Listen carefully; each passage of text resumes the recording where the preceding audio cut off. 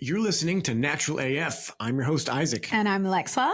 And this is the show where we dive into how to connect to your true identity, connecting to nature, and doing away with all the artifices that have been kind of forced upon us or just kind of lazily we've collected along the way.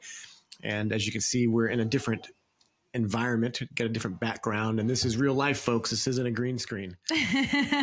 Yeah, we are up on the beautiful Sunshine Coast in Queensland. Isaac and I decided to take a very spontaneous trip away to celebrate our 2-year anniversary. Happy anniversary, babe. Yeah, happy anniversary. Yeah, it feels like way longer, by the way, guys. It feels like we've been together like 20 years, but in a good way, Yeah, make sure she puts that in there.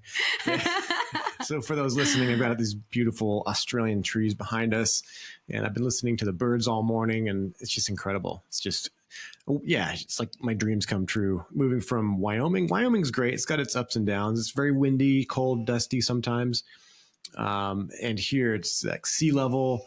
I've always had this fascination with the coast and the water, and I'd love to move up here. And yeah, it's a beautiful spot. I've actually never been. We've been to the sunny coast once before. It was a very quick trip, but it was more on the southern end of the sunny coast, and we're up in Noosa, around Noosa Way. And we're just in love. We're literally we're low-key planning to move here. Yeah, if you're from Australia and you haven't been up here, you definitely got to come and check out Noosa. All right, well, this week's episode is a doozy. This is one of my favorite conversations with the amazing Nellie Barnett, who I've known about for quite some time now, and am dying to do her Germanic medicine course, and now this Freya course, which is basically centered around the conversation that we had today.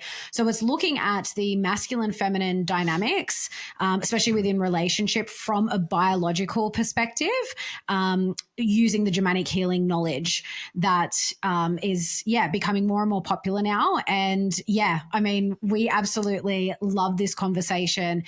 I think any new perspective on the masculine feminine dynamics, I'm always really keen to hear about, because there's so much misunderstanding around this topic and a lot of sort of pop information that's out there, especially on social media, with people that are just like, spouting this information, but it's not coming from an embodied place. It's just like stuff that they know. Yeah, stuff that people know about, but don't actually live and practice and put into their real life. And this kind of took me by surprise, because German medicine or Germanic healing knowledge, I didn't think really delved into this. The masculine and feminine thing, it's more than just an identity. It's more than just a sexual preference of sorts. I think there's a lot here that needs to be explored, because there is a serious problem with male fertility and female infertility in the West, and also an identity crisis that's not just confusing people mentally, it's actually confusing their bodies. There's all kinds of health problems that are just rampant. And I think this is at the core of this. Your identity as a man or a woman is kind of just 0.0. That's just where you are. What's your center? And it also shapes how you connect to God and how you view that. And it's important to get that right. Yeah, well, in a lot of this conversation, we're really talking about straight heterosexual relationships and the masculine feminine polarity. So I just want to make that clear. And we don't do trigger warnings on this show, but ladies, you might be triggered by listening to this episode. I know if I was listening to this 5 years ago, I totally would have been triggered, because I am of the generation of, girl power, female empowerment. We can do anything. We can do anything a man can do. And, that's all fine. Technically it's true. I think, well, not everything. I think if, there was a landslide, I would probably be useless. I'd want a man around. If there's things that need to be fixed and big heavy things that need to be carried, like we physically can't do everything a man can do. But yeah, I used to be very, very indoctrinated to that whole agenda, and I used to get really triggered by hearing stuff like this. But listening to it now, and again, in our relationship, as so many of you know, listening to this podcast, we've been very open about our previous relationship challenges and how different our relationship is now. And listening to what Nellie's talking about in this episode, it's definitely resonant for me as truth, because I can see how the dynamic plays out differently with Isaac and with Isaac and I. And it's a lot of the stuff she's talking about. So it's absolutely fascinating. I really hope you guys enjoy this one. And I really want to hear from people after you listen to it. Like, let us know what came up for you. Is this something you've experienced in your relationship or in your previous relationships? Yeah, I'd love to hear from people. Yeah. This fits so well with Natural AF and the ideas behind natural art form. Because to me, it's all about, like, you see the shirt, my shirt says performance and recovery, and it's peak performance is something I've been interested in, but it's not just about like physicality and stuff, but it's just being the maximum of who you are created to be. And I do believe in a creator, and I do believe that we have some innate skills and abilities and design purposes. And sure, there are some women that are more, that are maybe more geared towards like a harder lifestyle. There's some that are geared more towards like a very gentle, very soft lifestyle. But the core essence of who you are as a woman, I feel like the boundaries have been eroded. And as men, as what the core essence is, what the purpose is, what the meaning of like, what is a man here for, have been eroded. And when you start to put the boundaries back up, the borders in a garden is what makes a garden beautiful. Boundaries and definition, the shape, it's just a natural evolution. And I'm all about being the best man that I can be. And I'm in love with a woman that's interested in being the best woman that she can be. And when we have our two separate lanes, we have these very, very important parts of our purpose in our life. When we focus all of our energy and love and attention into being that one thing, not crossing lanes and, trying to, confuse everything, it just makes a very beautiful, very harmonious life. And I think we have a very beautiful relationship because of that. And it frees us up from trying to chase things that we aren't meant for. Yeah. And how fitting with our 2-year anniversary, putting this episode out. It's, very fitting. We didn't plan for this. Yep. So anyway, but speaking of natural evolution, which you just mentioned, we actually want to take a moment to thank all of our natural art form customers that are listening to this. We just want to say a big thank you, because our business has grown in the last 3 to 4 months especially. And a lot of that's due to our online sales picking up. And we actually don't pay for any advertising. The only place we advertise is here on the podcast. And we do markets on the weekend, but pretty much all of our online sales are through word of mouth, and they've picked up so much, both here and in the States. But we know, like, when the orders come through for Australia, like before it was always like people that we knew and we could recognize the names. And now when we get orders through, like, they're all new names. We don't know who any of these people are, but we know that they're being recommended to our existing customers. So we want to say a very big thank you to all of you that have supported our business. Yeah. And I know that a lot of our customers are sharing it with their family members that they care about. And I just had a great experience at the market this past weekend with a family like that. It just reminds me of so much of the love that I experienced in my own family, and then here with Alexa and her family, of just the younger generation loving and caring for the older generation and sharing good things and really creating this love bubble, so to speak. It is protection, because in this world, there's so many things with harmful ingredients, and there's a lot of companies that I don't think hold that same level of care and attention to, like, really treating their customers in the best way. So that's what we want to do. We want to care for your bodies like we care for our own,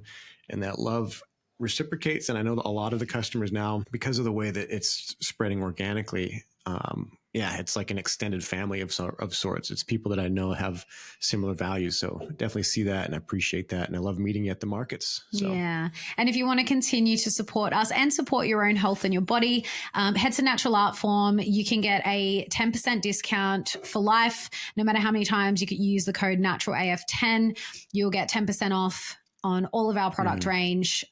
Share it with your friends and family. We always want to reward you as much as we can. And if you haven't already, join the mailing list when you head to the website, because that's always the first place that we post any updates, really, whether we're launching new products or we've got sales on. And this month's newsletter that just went out, we're really highlighting the Living Free Festival, because we're just a few weeks away now, and we're so pumped. It's going to be so much fun. Isaac and I are both going to be there, not only with Natural Art Form, we'll have our stall there, there. But Isaac's going to be co-emceeing. I'm running a workshop on aligning the unconscious mind. There's always so many amazing people there. It's a big camp out, great music. It's just such a great vibe. So we really hope that we see a lot of you there. Yeah. And we've also got discounted tickets for that too, using the code NATURALAF at livingfreefestival.org. The link is in our link tree. So if you head to the show notes, find the link for our link tree. All of our links are in there. And we've got one specifically that'll take you straight to the Living Free Festival website. Yes, we hope to see you there. And well, without any further adoing, let's get into the episode. Yeah, let's do it.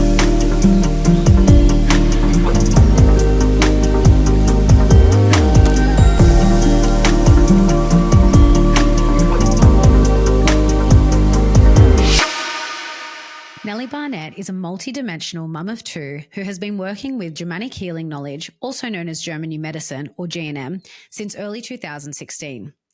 She also holds certifications in NLP, trauma-informed breathwork, and the Demartini method, just to name a few, with GNM and Germanic Healing Knowledge being the roadmap that underpins all of her work. Freedom of choice, radical self-responsibility, and empowerment of the individual are at the top of Nellie's core values list, along with a deep love for nature and a drive to experience as much adventure and joy in life as possible. As the leading GNM teacher in Australia, Nellie's mission is to ensure this information is accessible to as many families and individuals as possible, lead the way in changing the wellness paradigm for generations to come, and to help people experience not only the health benefits of this new paradigm, but the profound personal growth and evolution that it invites to. Welcome to the show, Nellie Barnett. It's such a pleasure to meet you and to have you on Natural AF to talk about German medicine and whatever else pops up in this conversation. Oh, it's such an honor to have you on. Yeah, thanks, guys. Always love a tangent, so I'm here for those. Yeah, well, we heard you recently. I mean, I came across you probably a few years ago now, and we'll get into, because I really want you to share your personal story and sort of in how you came to German New Medicine, because I remember first hearing your story and it really resonated with me because I've had a similar sort of life experience, let's say. And but most recently we heard you on an interview talking about the masculine feminine dynamics from a GNM perspective, which we just found fascinating. So can't wait to dive into that. But let's open it up and just tell a bit of your story and sort of how you found your way to German New Medicine. Yeah, for sure. So it was one of those, just those seed moments. We had just moved over to Margaret River I'd been in like quite a high level corporate role for a few years, which was pretty stressful. Moved over, I was like done with that, not where I wanted to raise my kids in Sydney. So I came over here where my partner's from, and my body just wasn't functioning that well.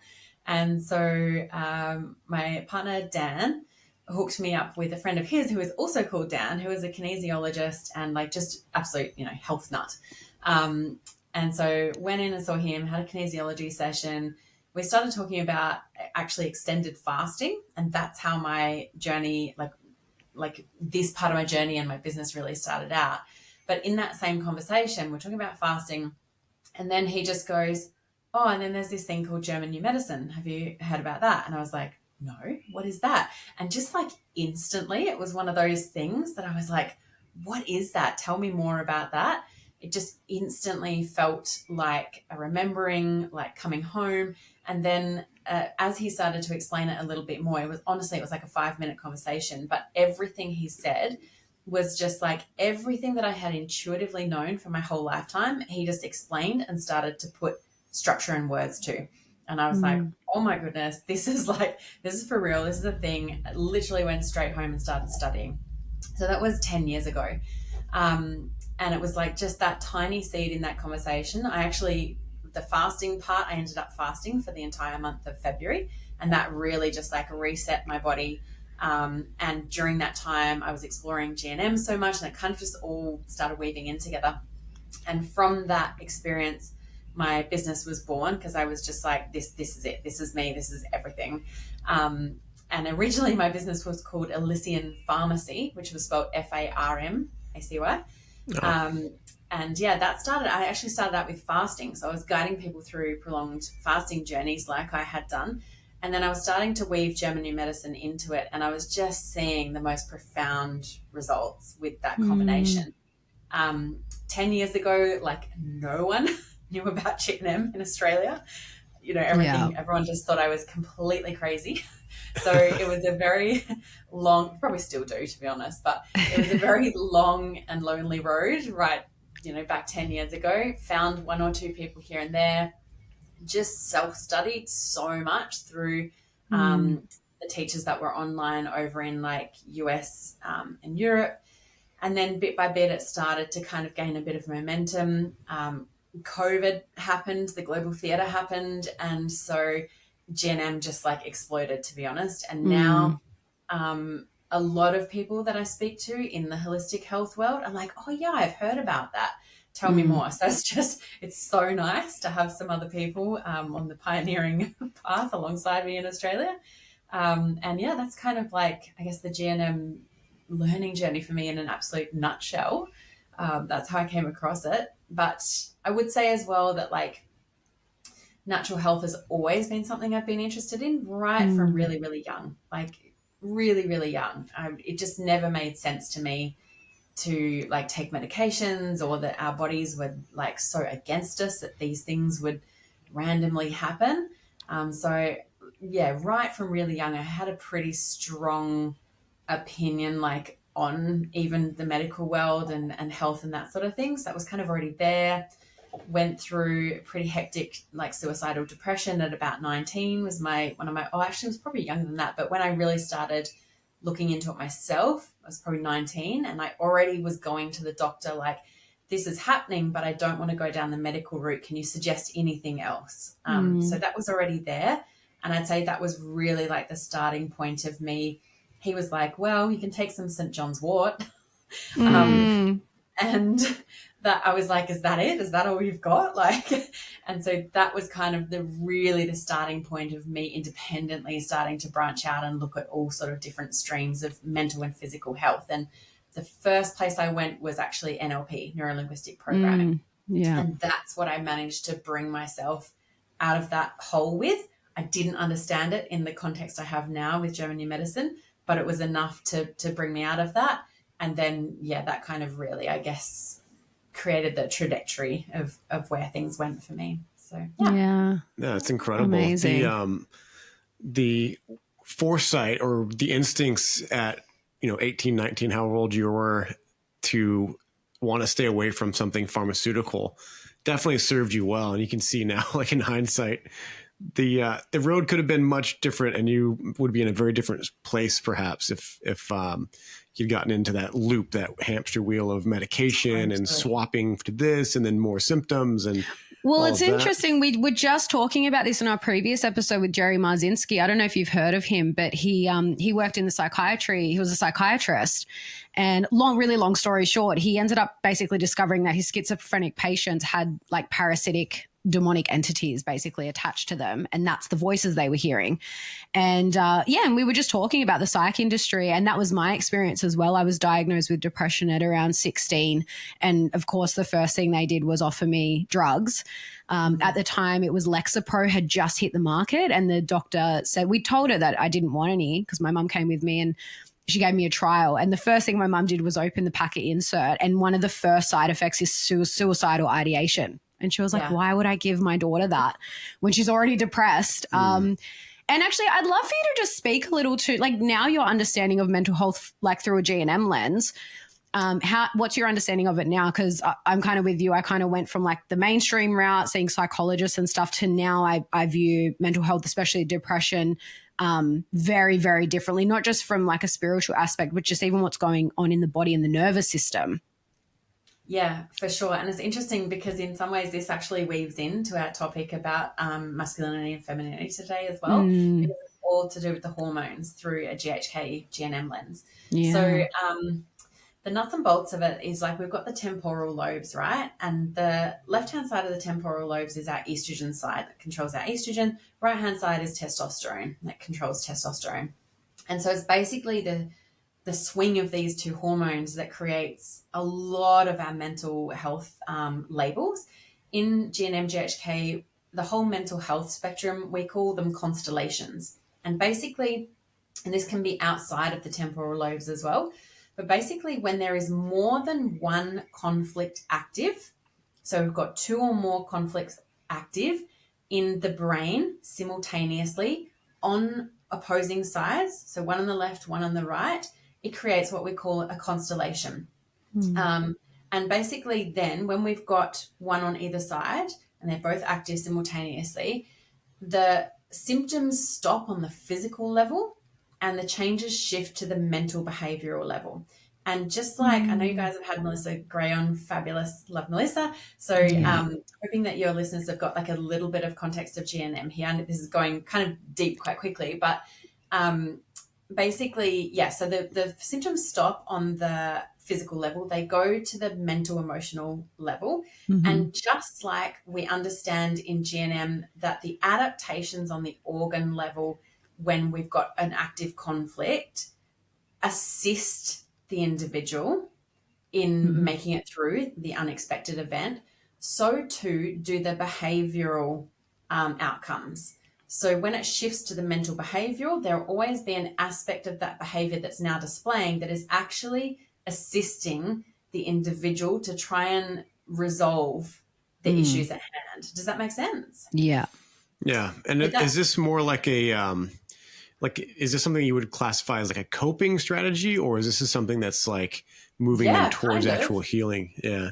Yeah, so it is kind of a coping strategy. That would be a good way of saying it. It's like a subconscious, primal, biological coping strategy for what you've been through. So to give you a really quick example, like take megalomania, right? Like so megalomaniac is someone who like knows it all, goes big all the time. Like you can't really tell them what to do. I run the megalomania constellation, by the way. They also have like a high drive for learning. They want to know it all. They want to come across like they know it all.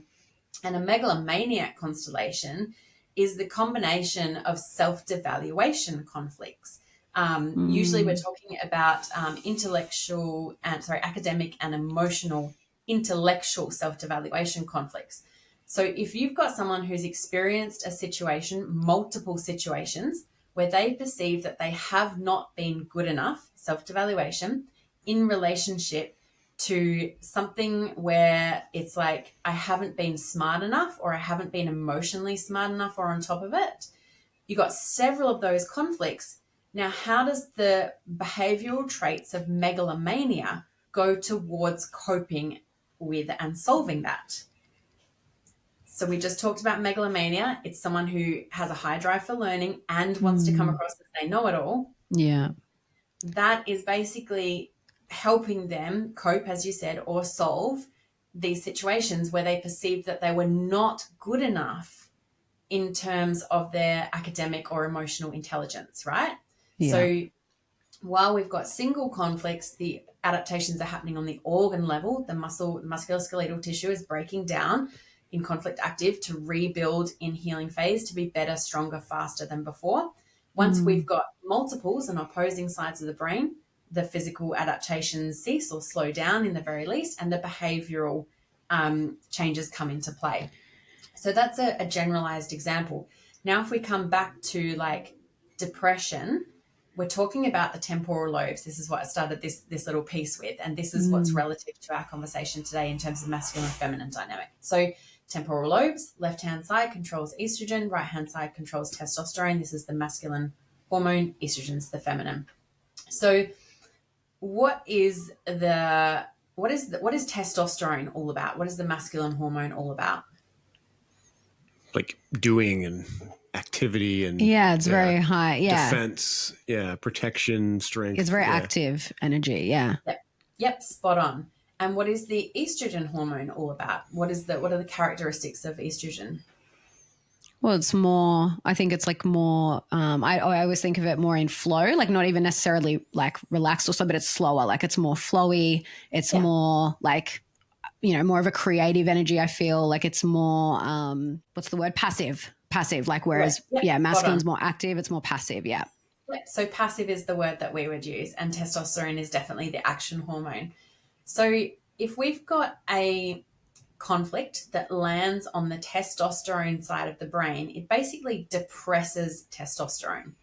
So it depresses activity, which is going to make the individual estrogen dominant, which is passive, right? And this is basically primary depression. So we've got a lack, we've got a depression of testosterone, we've got a lack of action, estrogen dominance. Women are emotional creatures. Like that's a whole beautiful part of our being and our makeup.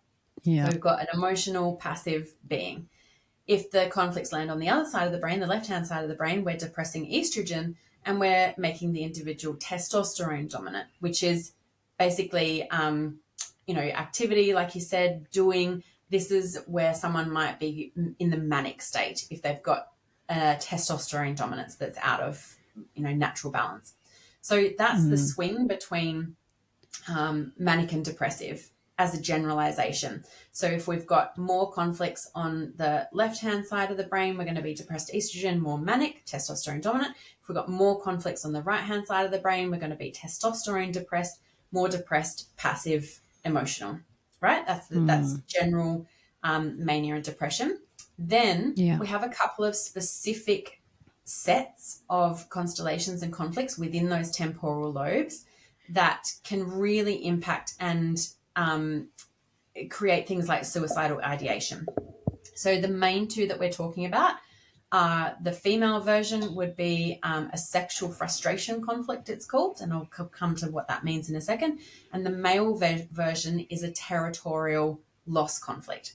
So the sexual frustration impacts the cervix and the coronary veins. The male version, territorial loss, impacts the coronary arteries. So what is a sexual frustration? Well, the essence of a female is like her sexuality is basically everything to the female. And when I say sexuality, I mean that biologically.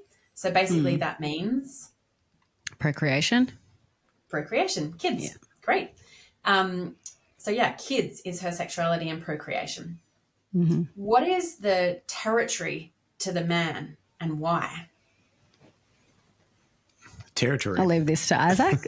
The territory, well, I mean, I would imagine it involves his mate, his partner, and their kids.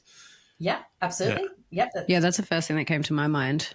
Yeah, it's a big one for sure. Basically, the territory is to the man, whatever the child is to the woman and what the sexuality is to the woman.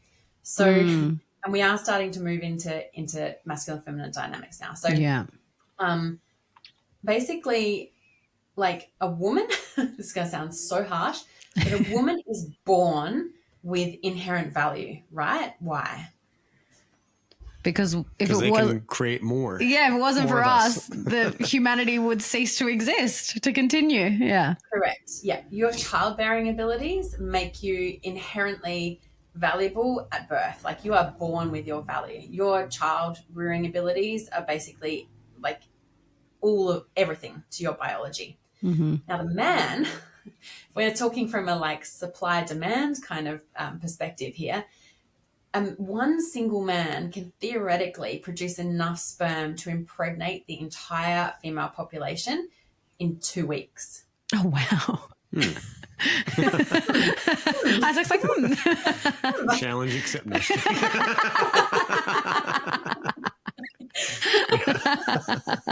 Classic. That's a lot of sperm going on there. Right? Yeah. So what is your value as a man? If one man can impregnate the entire female population in 2 weeks, what is your value at birth as a man? Is it just sperm? I can imagine a lot of different things. Well, if it's something that's less readily available, in today's day and age, I would say it's like it's your ability to protect and your honor, like your ability to create safety for the woman.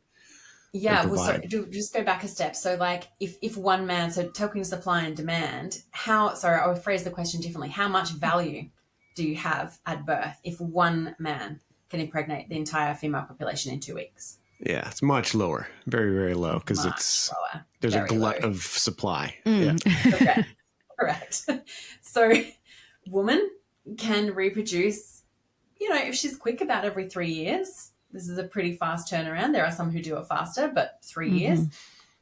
So we need women and their sexuality, but men, not born with so much value.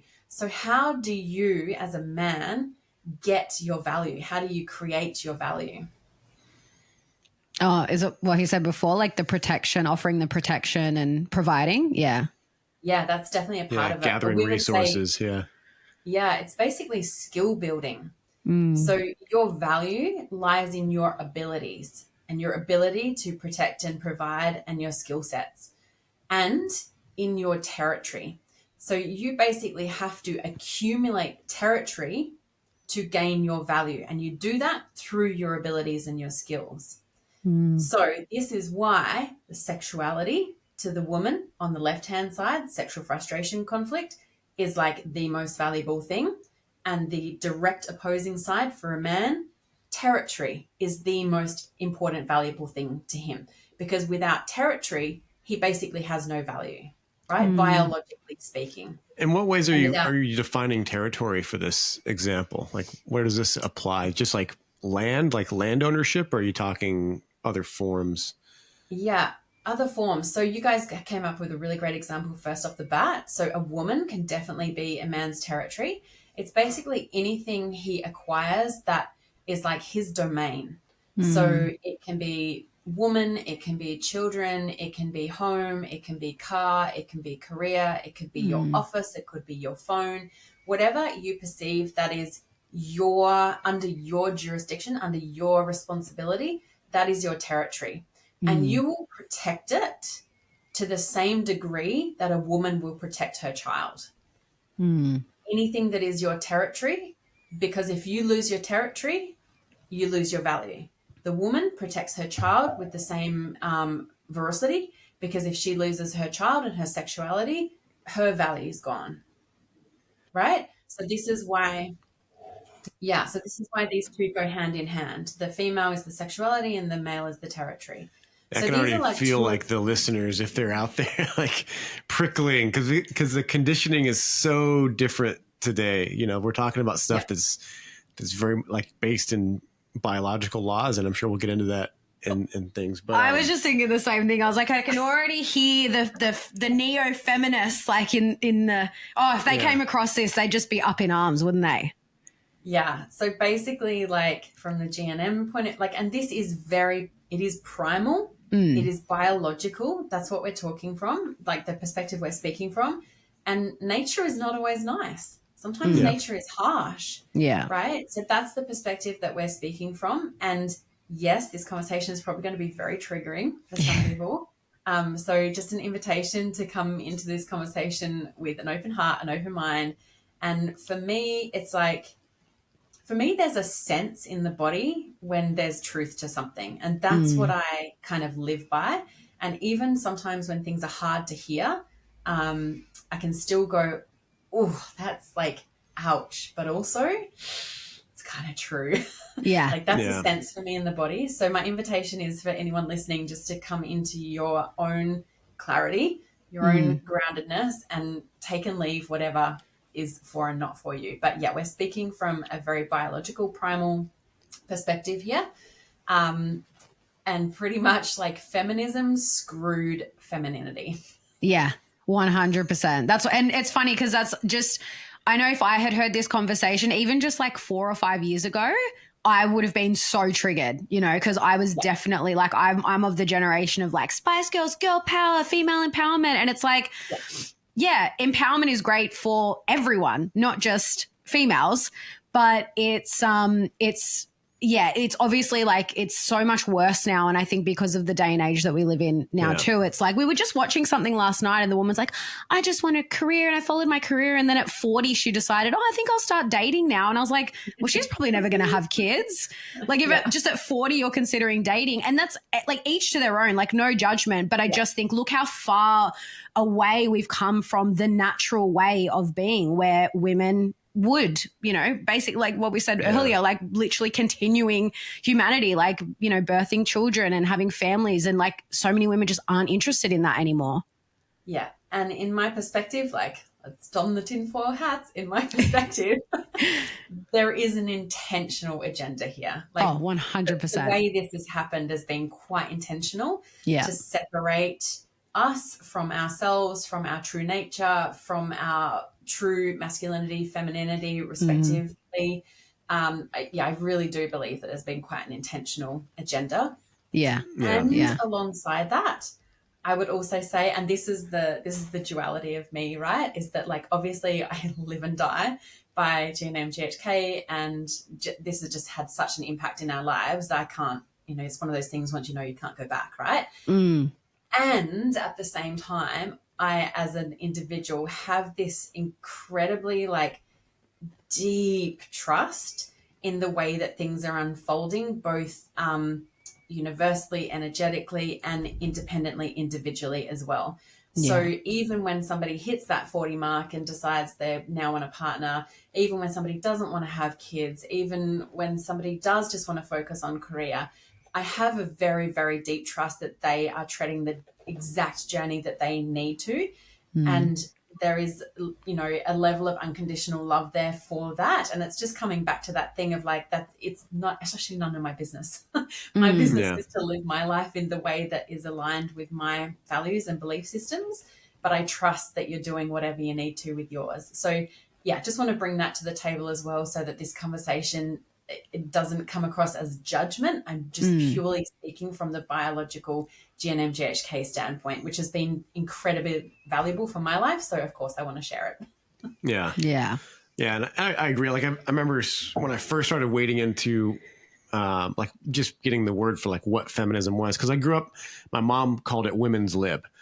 And back then she got a lot of flack for being a stay-at-home mom. It was like, oh, you're just a stay-at-home mom. Like, why don't you get a career? Why don't you get a job? Like what is it that the people would say? Like, oh, you're setting us back, like as if it was like holding other women back for just being at home with your kids. But obviously that's societal conditioning and programming.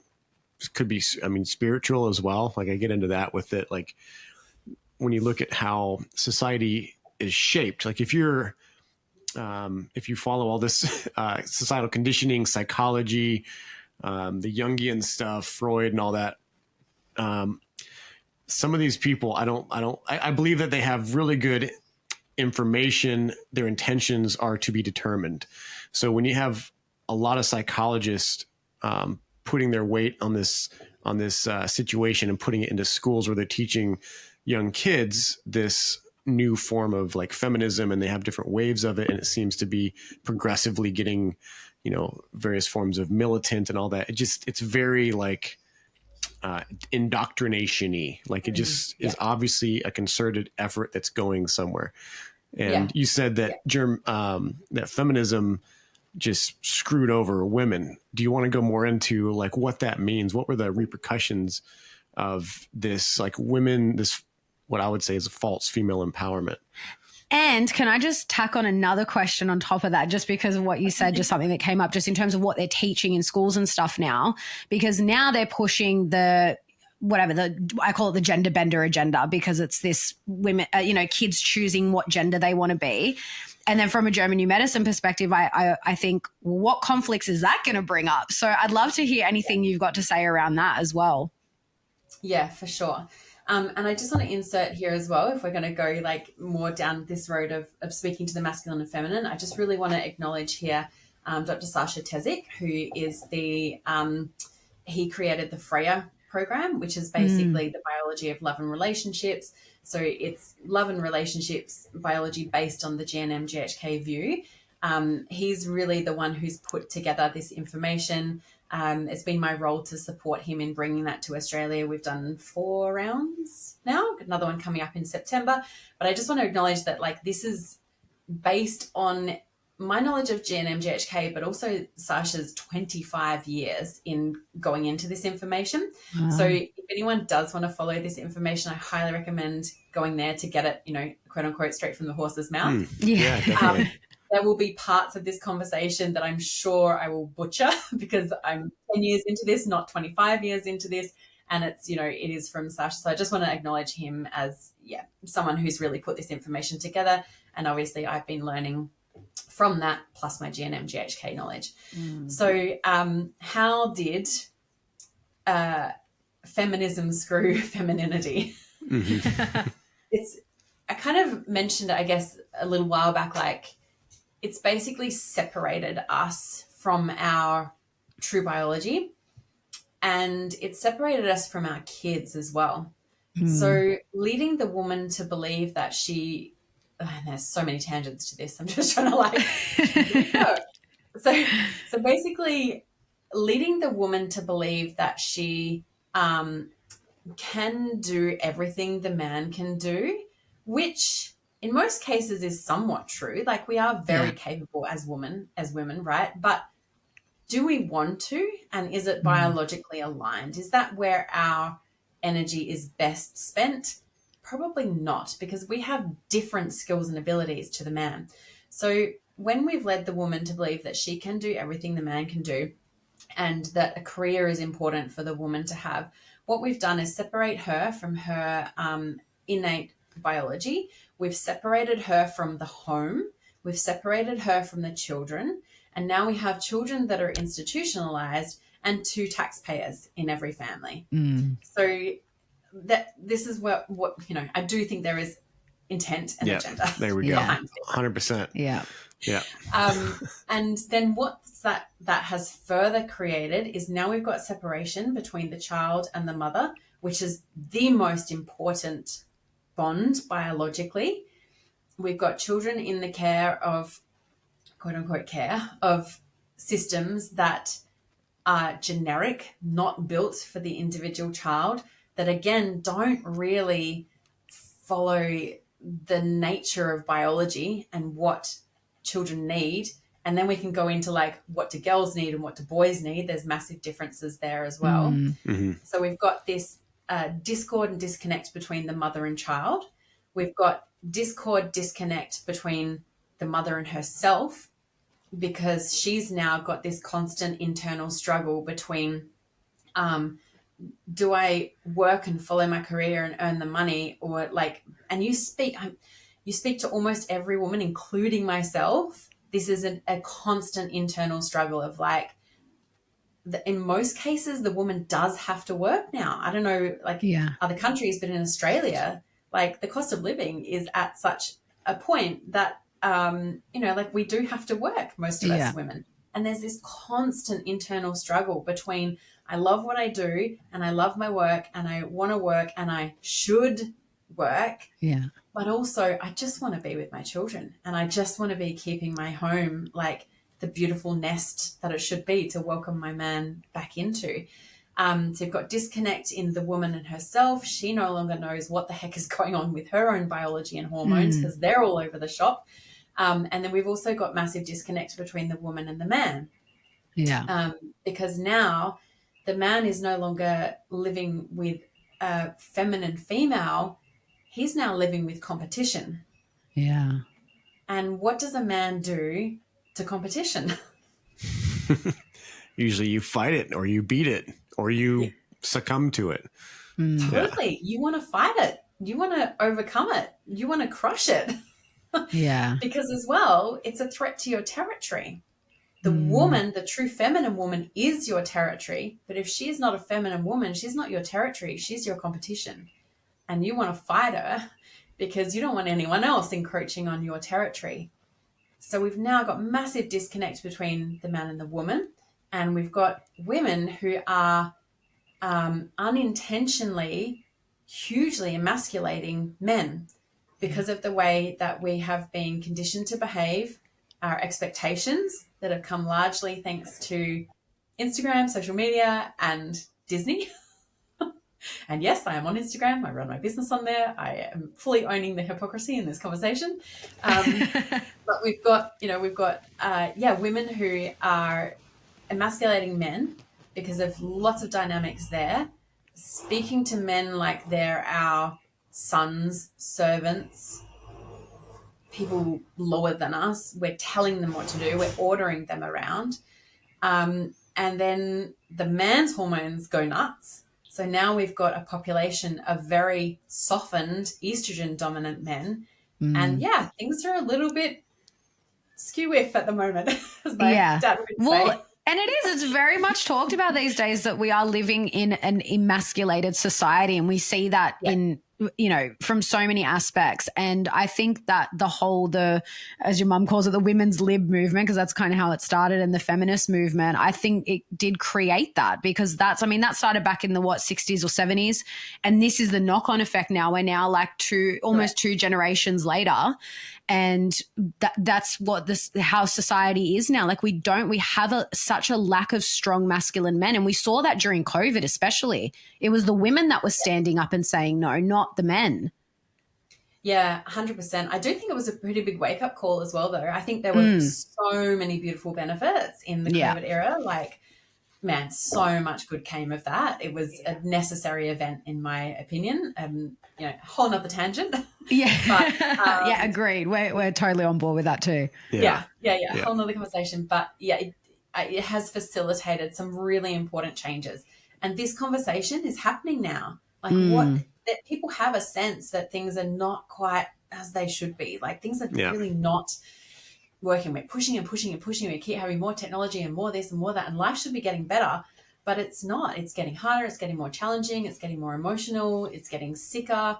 And people are starting to really question, like, hang on a second, like, you know, what is going on here? So I think it has been the catalyst for amazing shift. I think that shift is really happening now. And if you want to talk, like, so if we go onto the gender neutrality and that kind of tangent as well, and again, no judgment, like you get to be whoever you want to be in this lifetime.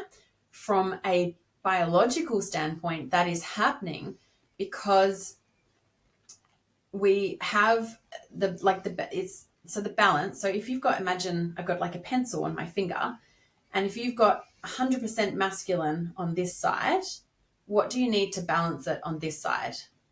100% feminine.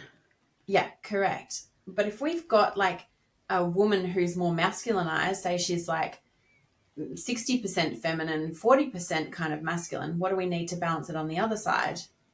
More masculine. Oh, no, sorry, less. We need feminine on the other side. Yeah, correct. Yeah. So like a seesaw, you know, you need equal weights. So the more we move in towards neutrality, like it all neutrals out, basically. Yeah. If we go back the other way, if the female refeminizes, then we've got to have a really like masculine male to balance that on the other side. So it's just that scale that's tipping. That's how we would explain it biologically through GNM GHK. And the other important part of that conversation is that it's the female that leads that process. And this is what this is interesting. Podcast, yeah, probably the podcast that you heard me on. Yeah, that this part of the conversation is what initiated that podcast. Yeah, because a lot of people were like, "What? No, like that's so wrong." But it's the female, and leads is actually the wrong word. It's the female that determines that process. The female goes first. So if you're imagine a pack of wolves, and you've got like the alpha leader at the front, like leading the pack, but who determines the speed of that pack or how that pack travels? Isaac, you probably know more about wolves than me. Well, one aspect would be, I guess, the weaker or the slower, like whoever isn't the strongest, because that's who would slow everyone down. Correct, right? So you've got a leader, but it's rarely the leader that actually determines how that pack goes. And from a feminine perspective, like if you've got kids, who determines how your day goes a lot of the time? The kids. Kids, right? Yeah, so I think I'm seeing where you're going. It's the woman leading that, but she doesn't really determine a lot about how that goes. It's the child that determines how it goes. And the child is to the woman what the woman is to the man. Yeah. Right? So yes, the masculine should lead, but it's the feminine who determines how he will lead, where he will lead, at what pace he will lead. Yeah? Yeah. So that makes sense. The woman who actually needs to change first, just like when your child grows or develops, how does that change the trajectory of how and where you lead as a mother? Yeah. So it's the woman who determines. So when we're talking about this neutrality or something that's feeling like out of biological balance, it is the woman who determines how that's going to go. So the more the woman masculinizes, the more the male feminizes. The more the woman steps back into femininity is going to produce a reaction in the masculine to re-masculinize. Yeah. And you can see that in our relationship. It's funny. It's like we're met very well, but I am, I would say I'm probably a guy that has a little bit more, we'll say like estrogen, feminine, plenty of testosterone, masculine, but I'm very comfortable like sitting at a table with women, like talking and listening. And I also really have this pressure to go out and hunt and do all that stuff. But I'm very, it's tempting to just sit back and be comfortable with the skirts. And we've got a woman here, Alexa, who's like, it's like, I need you out of the house. Like you're around here too much. You need to go build something or go do something or go club something with your mates. And like, so she's like pushing, like, get out of the house, go and do that. And I think that's a very natural thing that women can bring to that situation. Like you're saying, like you give a little bit of encouragement or discouragement wherever it's suited, but that will determine sort of kind of how the day goes, and it will add energy to whatever activity is, whether it's sitting around the house being lazy or she's like, get off the couch. Yeah. Well, and it's just, this is why I find this conversation so fascinating, because I've had my own experience with, and our relationship is so different now. I was a very masculine woman. Like I was, I always worked. I quite often between relationships, I would live on my own, like very self-sufficient. And like you said, like they're not bad qualities to have, but I think there's a time and a place. And then when it comes out of balance and it's too much. And then I look back on my previous relationships, and especially my first two partners, they were definitely more feminine. And it's just interesting because we're talking about it on a collective scale, but everything starts at the individual scale. And that's why I think the relationship dynamics are so important, because that's kind of what sets the tone first and foremost. And then it goes to the collective. Yeah, 100%. Like I absolutely, and I was actually I've got half a post written on this one. But like, in my opinion, it's 100% the woman who is going to determine how this revolution goes. Like 100%. Like it's the woman, it's us as mothers and women in the homes that are going to determine how this goes. And, whether nature needs to bring about something dramatic to reset, or whether we can create enough of a shift to come back into harmony with our true nature. Yeah, for sure. And that's what I mean. If it's the feminist movement, the women that created this emasculated society and emasculated men, then we're the ones that also need to like step back, let go. And this is the process that I've been through over the last few years. And then even just in the early stages of mine and Isaac's relationship was really actually when I was really sort of like stepping back and going, oh my God, like I'm so masculine. Like I was really learning more about the energies, because it's not like, obviously I look like a woman. I like to look nice and whatever. It's not the physical, it's the energy of it. And I realized I was very much like masculine dominant. And so it's a process. And that's like, first and foremost, it's a letting go, because that's how I say the masculine is very much control and the feminine is letting go of control, which proves to be very difficult for me sometimes. Yeah, and look, everything in nature is always looking for equilibrium. So as a masculine female, you will attract a feminine male, right? Because again, we've got that scale. Yeah.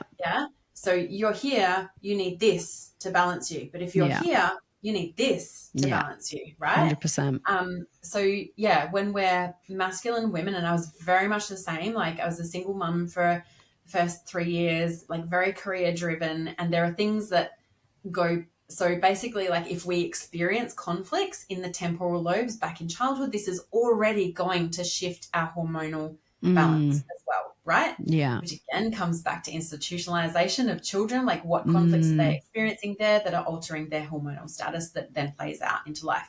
But tangent, coming back.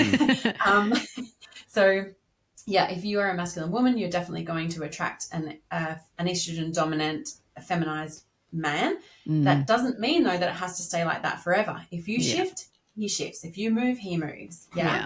And at the risk of getting too personal, Isaac, you mentioned just before that like you perceive yourself to be a fairly estrogenized man. You like to stay home. You could quite easily like hang out with the ladies.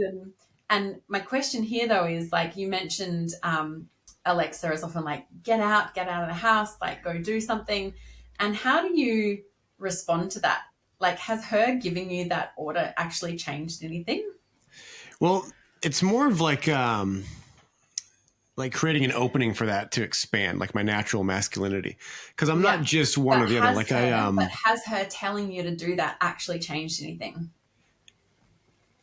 Not change anything. It's more of like a reminder or a prompt. And internally, I'm like, oh yeah, I need to be doing that. Have you actioned her order? I mean, kind of. I mean, it's kind of.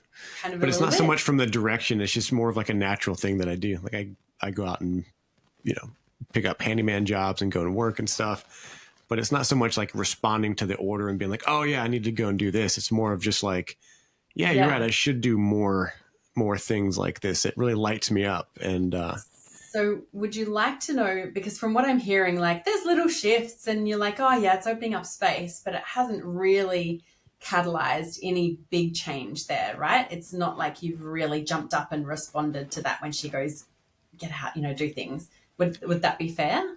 Yeah, well, sort of. So I guess what I'm saying is I already do that a lot naturally. Like I'm very integrated. I'll put it that way. I'm very integrated with that feminine side. It's more just noticing that I have a bit more of that than other guys, but it doesn't outweigh the masculine or the action or the building or the fighting or the whatever. It's just more integrated.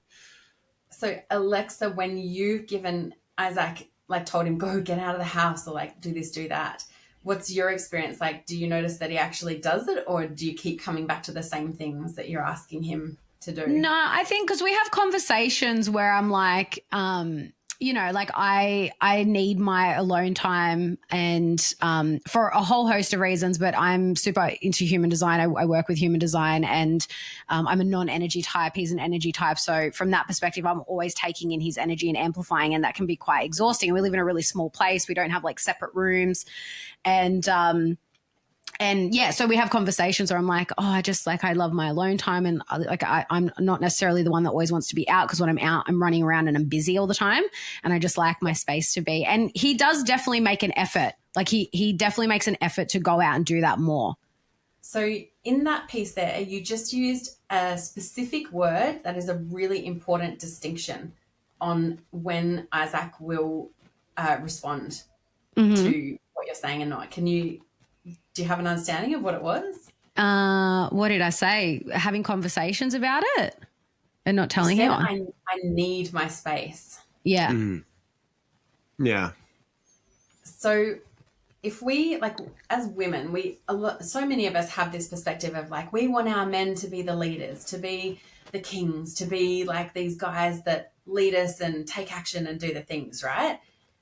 But would we say to a leader, to a king, go get out of the house? Like, can you go do something, please? Or go chop some wood or go build something? Would we say that to someone in a leadership position? No. Yeah, probably not. This is where I'm coming to with the point of this question and conversation. Yeah. And I'm interested to hear, like, when I've explained this, what your take on it is, Isaac. So, yeah, we wouldn't order them, right? Like, who do we order? We order someone that we perceive to be below us, who we perceive to be less than, who we perceive to be needing push, needing help, needing, something, right? Yeah. And so, but when we say, I need, what is that kind of communication? It's that, there's something something of value that offers, or you can help me, or it's more well, that's softer. what I was going to say, because the way Isaac's saying is like, oh, she tells me to go, like, I don't really speak to him that way. It's more about communicating what I need. So it's not I'm not telling him what to do. I'm just saying this is what I need, and then it's up to him how he facilitates that. Yeah. So this is a really important distinction, right? Because if we are telling our men what to do, we're ordering them. We're basically putting them in this like position beneath us. Yeah. And we're speaking to them, speaking down to them effectively, not as someone that we respect. and then probably not going to do it. Like they might begrudgingly get up and do something for a little bit, but you're going to keep coming back to the same issues again and again and again. And this was, can I just say, this was my previous relationships. That's literally what I used to do. And that's been such a big shift in our relationship because I became so conscious of it. And like you said, it never gets you anywhere. You just go round and round and round, and you constantly like that, you know, stereotypical nagging female. And there's honestly nothing worse. Yeah. I'm like built, like, it's almost like, you know, when you mix cornstarch and water really, really thick, and it makes this, I forget the name of this solution, but if you hit it, if you push on it hard, it won't let you push into the fluid. But if you just sit there softly, it'll like, your hand will like sink into it. It's like, I forget the name of that. Called? It's like magic something. Yeah. It's like Play-Doh, but not Play-Doh. So cool. Yeah. Such a good childhood memory. Yeah, exactly. So that's kind of the picture I got, where it's like, if you go and do this. I'm just like, hard. I'm a brick wall. Like I'm a mountain all of a sudden. Like I won't move at all. Yeah, but that it's is like, an amazing I need analogy, this. actually. I wish I had more of this.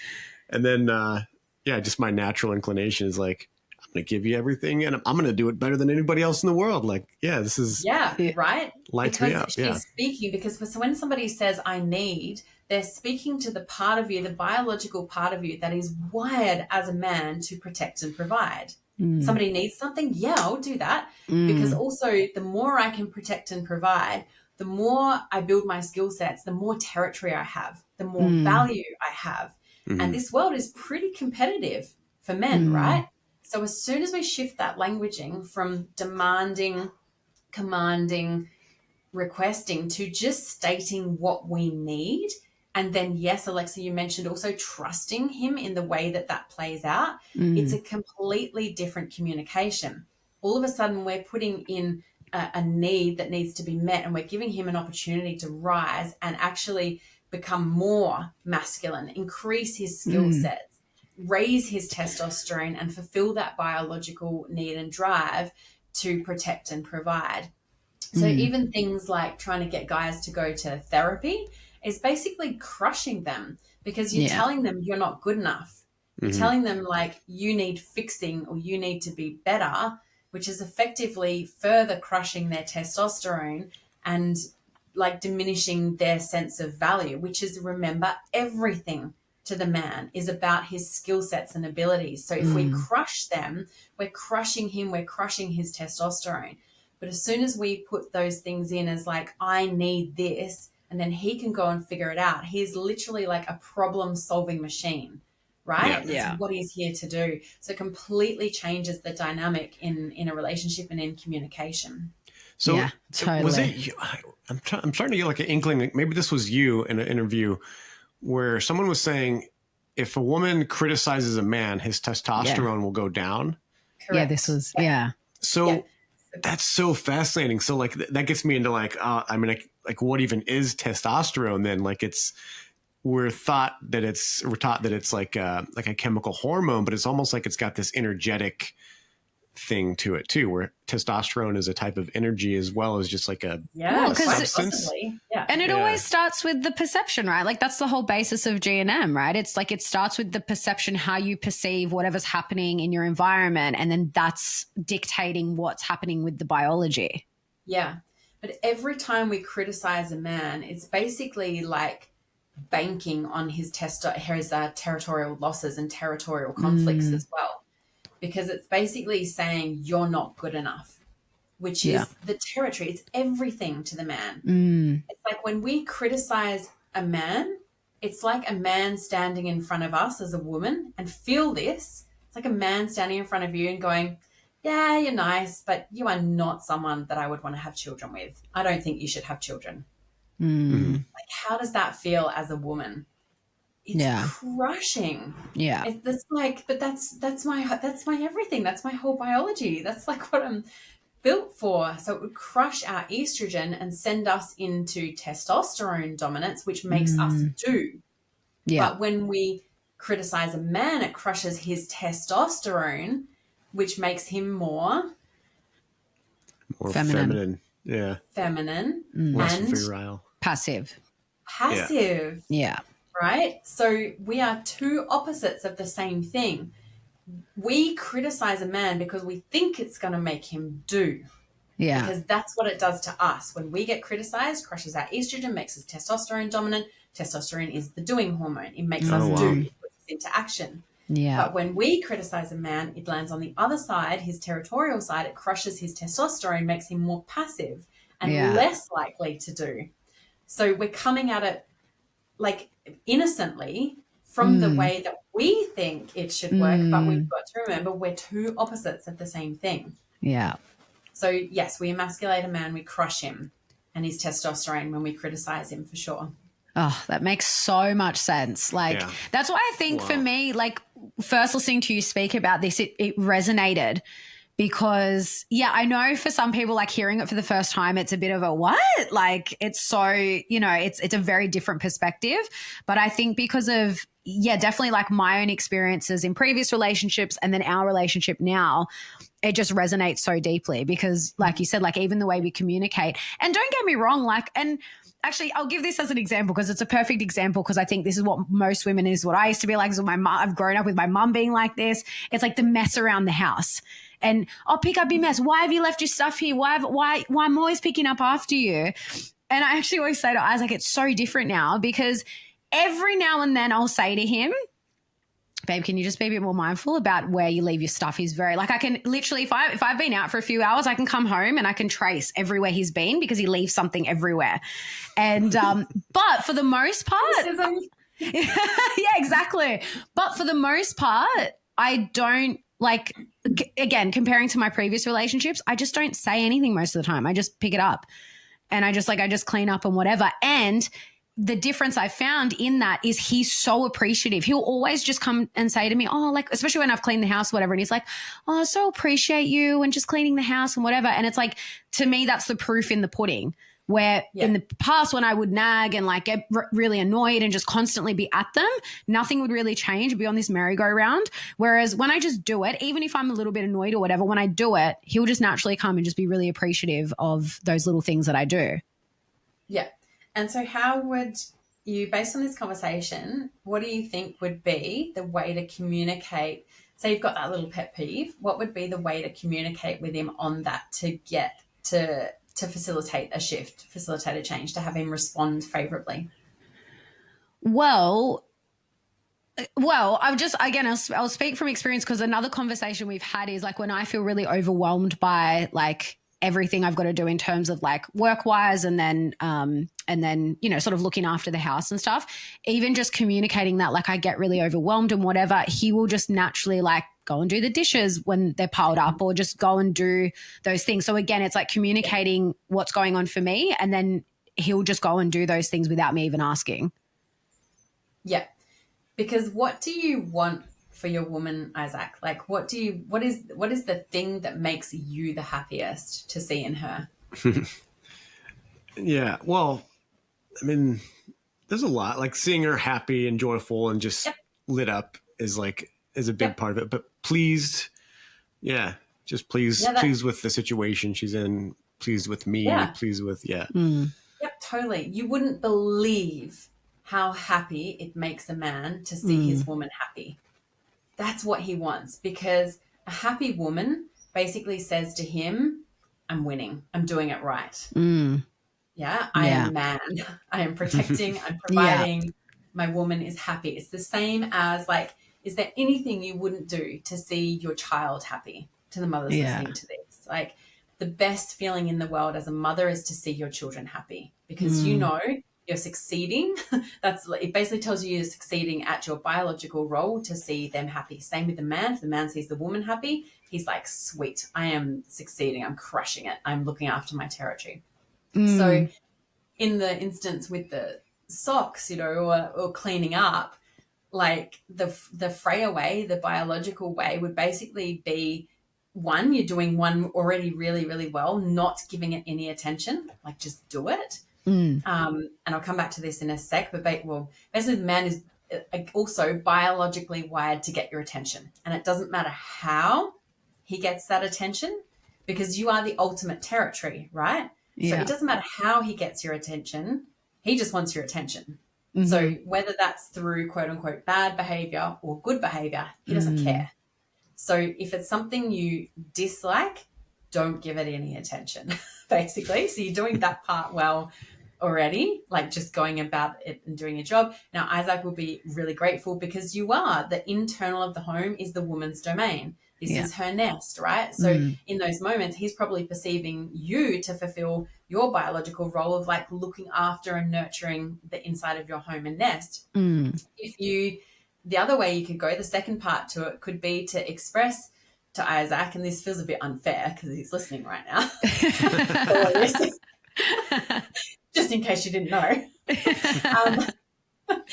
would be to express like, oh, I love it when I walk in and like the home is just clear and clutter free. I love having a clear space in our bedroom, and it makes me feel so good. It makes me feel so happy, right?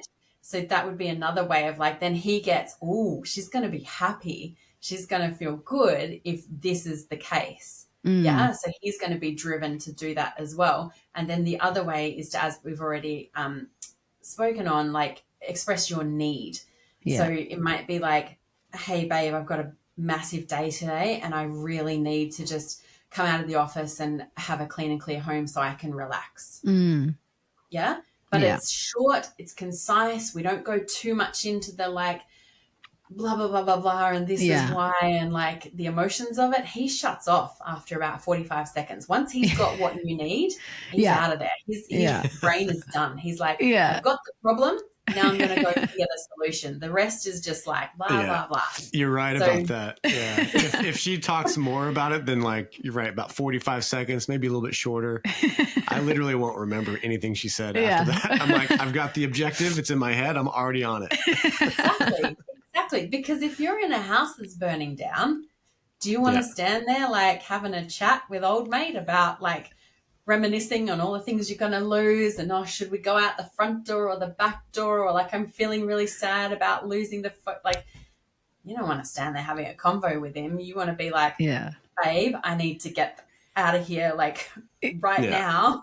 Where's our escape route? And he'll be like, boom, got it. You know, that is biologically the man we want. So exactly. His brain, like, and we go through all of this in Freya, like literally how the brain is wired, how men have different sight, smell, taste, skin senses, hearing, like they are completely biologically wired differently to women for a specific reason and role. Just as women, their skills and biological attributes are completely different and aligned with what they need to look after children and fulfill their role. So with, you know, the old men is from Mars, women are from Venus is really true, and it's for a specific reason. And once you understand like the biological reasonings for those, it just makes so much sense. And I've just found so much harmony has naturally returned to the relationship, understanding those biological drivers, because all of a sudden it's like, oh, he's not an asshole. he's just fulfilling his biological agreement. Like he's just living in alignment with his biology. Yeah. He's not being a dick. Yeah. I love it. I love this conversation because that's to me, it's like there's so much simplicity in it. I think we are the ones that tend to overcomplicate things. And it's always, this is what I found, especially in the last sort of 5 years, like, you know, going through the journey that I've sort of been on internally and in my relationship.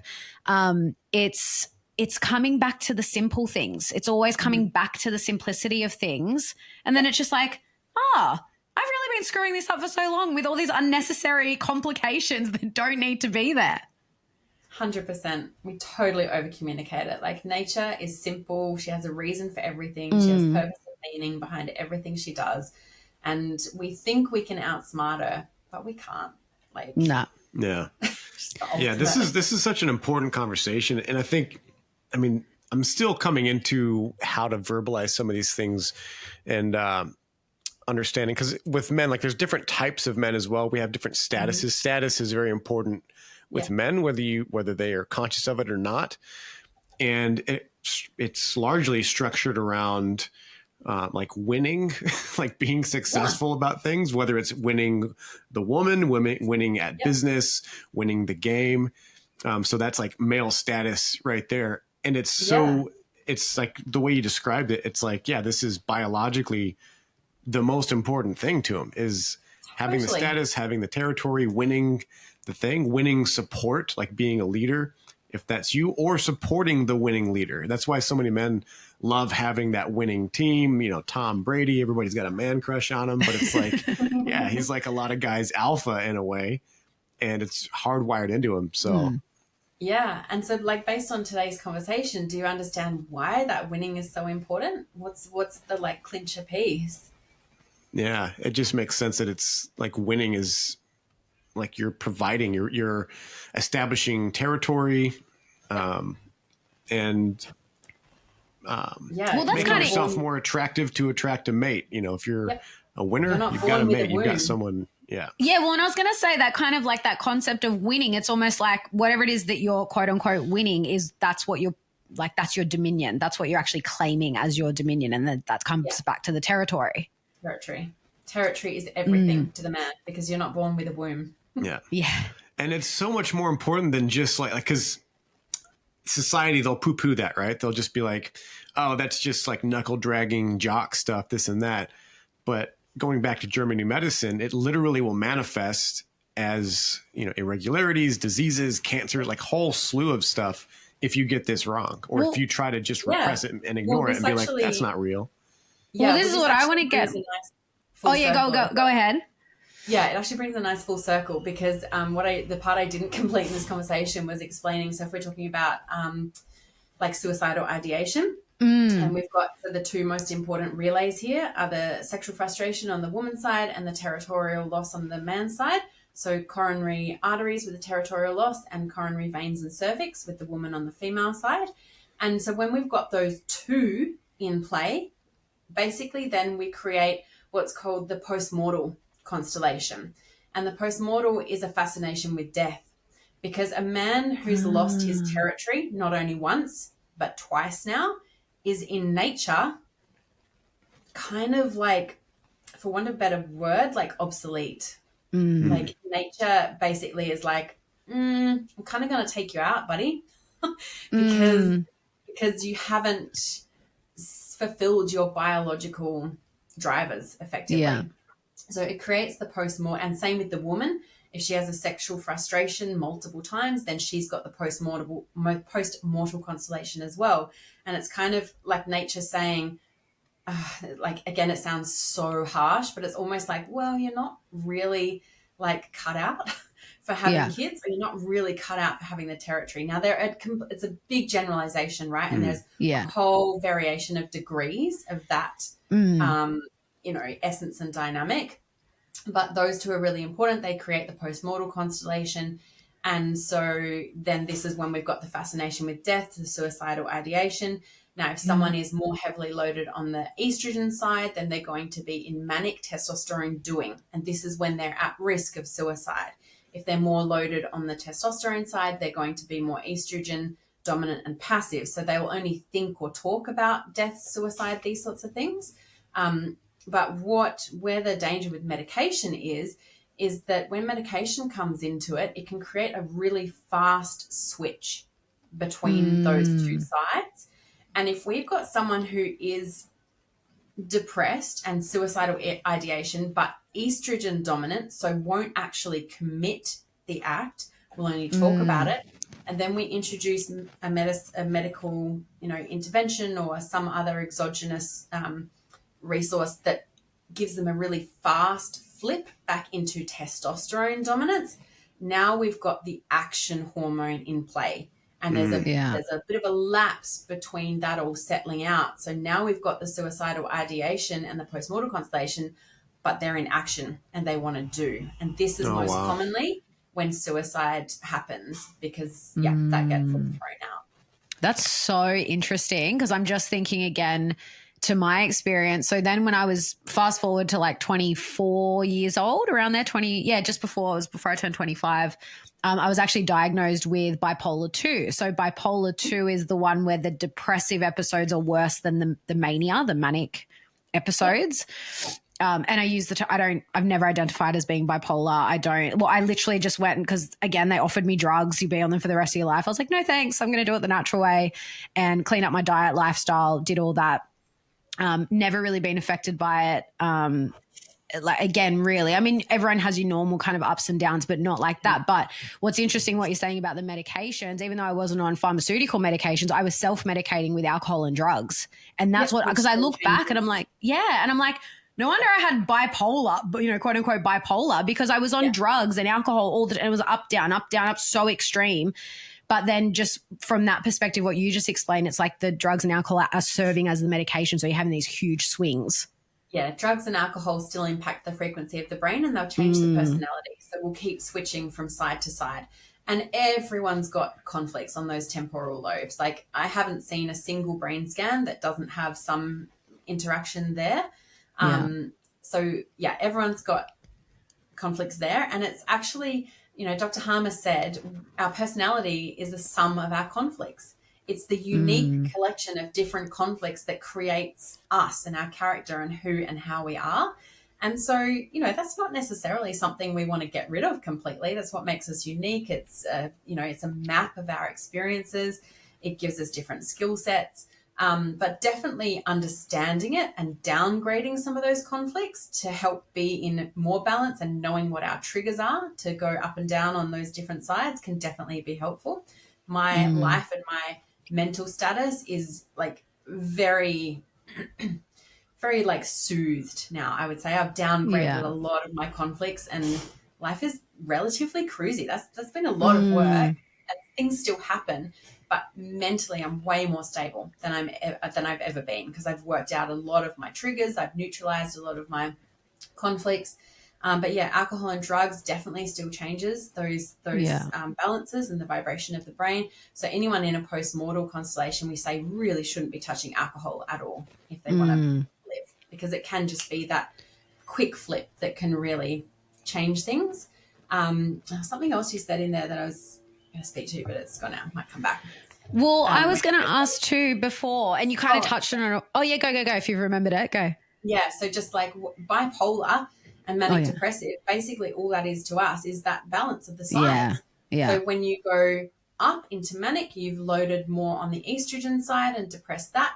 When you go down into depression, you've loaded more on the testosterone side, and now you're passive. So it's just, and our conflicts, it can be triggered multiple times a day, like multiple times a day. So we can be going in and out, in and out, in and out of these different personalities and different hormonal statuses, and this is what is bipolar or manic depressive. Yeah, makes so much sense. Well, and you kind of touched on it already, but I kind of wanted to go a little bit more into sort of the conflict. So you mentioned the testosterone, the territorial conflict is the heart, and then the what is it? The sexual frustration conflict. That's sort of, and so how does that kind of manifest in terms of like conditions? How's it experienced? Yeah, well, I'm just thinking like more in terms of like, is it like for women, would it be like endometriosis or PCOS, or is it? Yeah. So the physical cool. So territorial loss is the masculine, and this impacts the coronary arteries.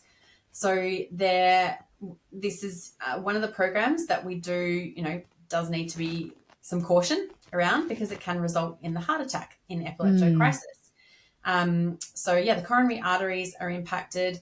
You might get things like heart palpitations, and there's not too many other, like angina. Often it goes largely unnoticed, to be completely honest, during conflict activity, and it's only when that heart attack happens in epileptoid crisis that, you know, then we get, or if it's recurrent, we can get, this is where like high cholesterol can be determined, plaque and that sort of thing. On the female side, the sexual frustration conflict impacts the coronary veins and the cervix. So this is a really important one. Well, they're both important, but like for women, this is what can be picked up as cervical cancer or changes in the cervix. It's commonly impacts the menstrual cycle. So we can have shortened or lengthened or absent menstrual cycles depending on the loading of the conflict. Cervical changes, then in healing, you know, there'll be discharge.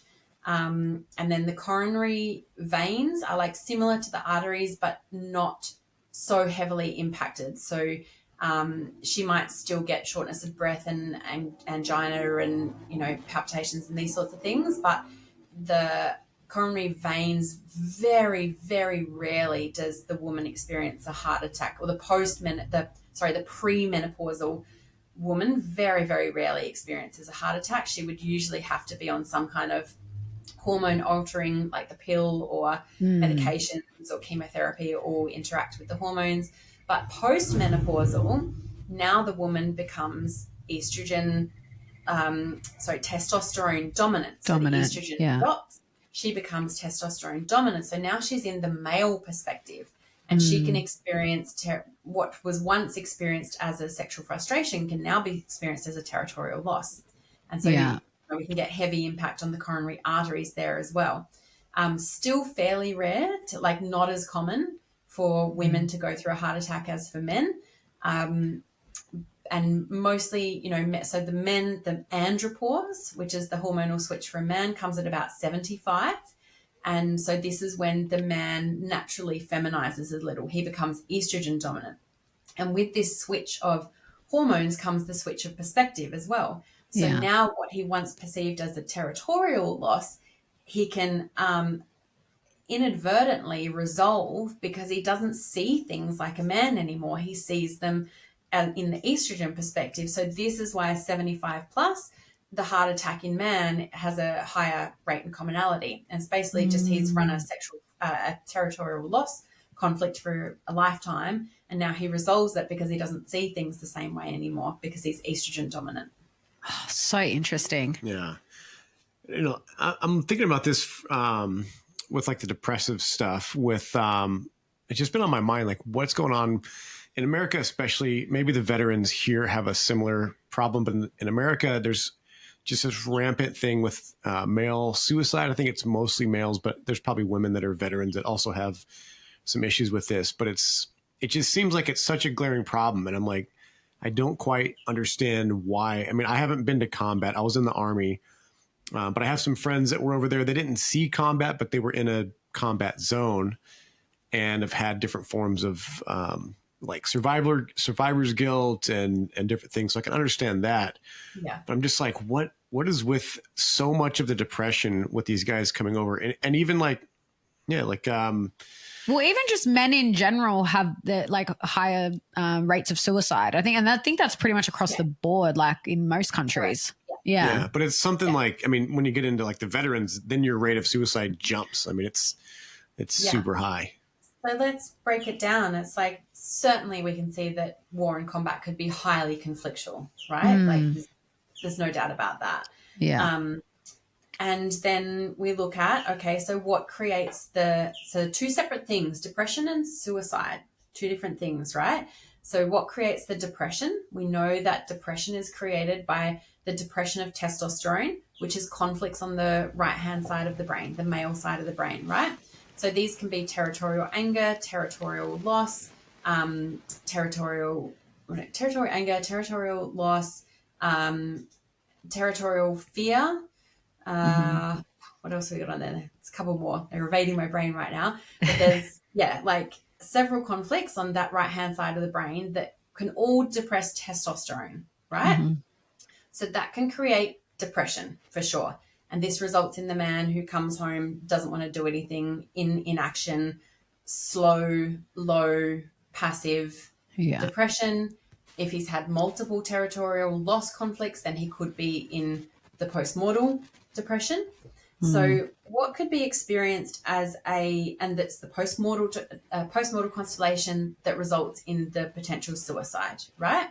And yes, the man is more prone to suicide because he is still to some extent going to be testosterone dominant, right? He is the doer, he's in action. Whereas the woman, far less likely, unless we intervene with medication, to be testosterone, really have that drive to do. She'll talk about it, she'll think about it.